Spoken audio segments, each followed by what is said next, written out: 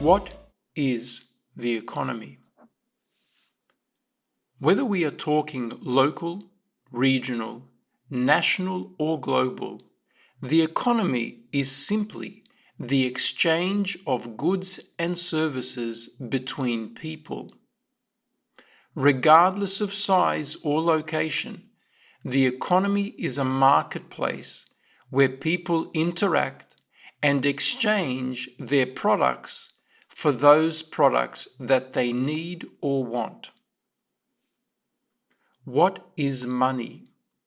Somewhere along the line in the development of human society, our early ancestors recognized that exchanging goods and services was not always fair.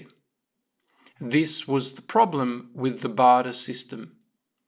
Precious objects such as gold and silver quickly became recognized as valuable by all people, regardless of culture. This was the first medium of exchange to foster fairer exchanges between one person and another.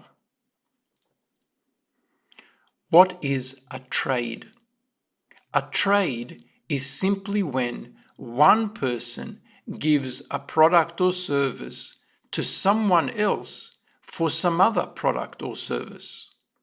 To trade is not just reserved for those people who buy and sell shares on a stock exchange. We all trade every day.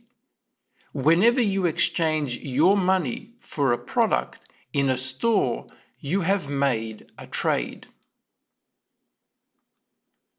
What is a medium of exchange? A medium of exchange is an item that the majority agrees will serve to quantify value for any product or service. Therefore, products will not be exchanged for other products like in the barter system, but products will be exchanged for an agreed item, such as gold or money. A simple example. John is a farmer and has 2 pigs.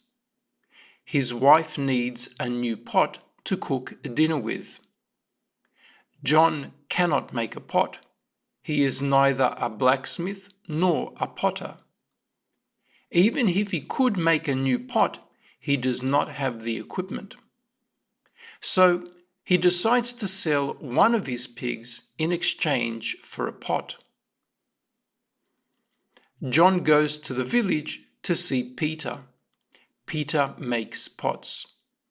Here is where the problem begins. John needs only one pot, and he believes his pig is worth more than one pot.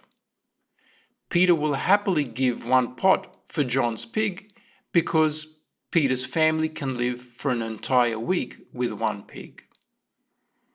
Peter tells John he will give him 5 pots for the pig, but John only needs 1 pot. Peter has a lot of pots, but no pig to cook. John has 2 pigs, but no pot. Now, one of 3 things can happen. A. John gives his pig for 1 pot and goes home feeling miserable. B. John takes 5 pots for the pig and either has to trade the 4 additional pots with someone else for something else, or give his wife 5 pots when she only needs 1. Again, John feels miserable with the trade. C. John goes back home with the pig and no pot. His wife is very angry. John feels miserable. Confused, John decides to go home with the pig. His wife is very angry, and he has to sleep with the pig that night.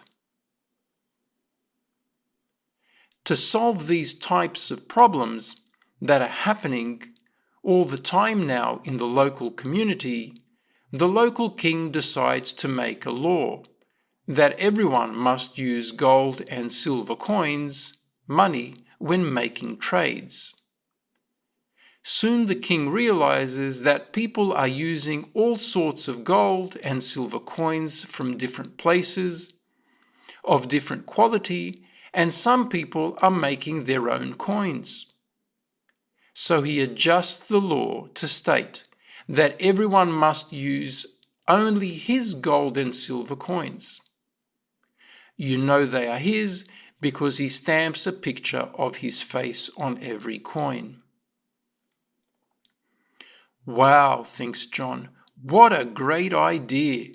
But how do I get some coins?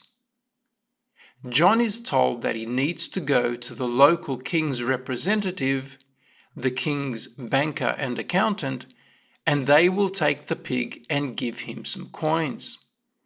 So happy, John runs to the king's representative and gives them his pig.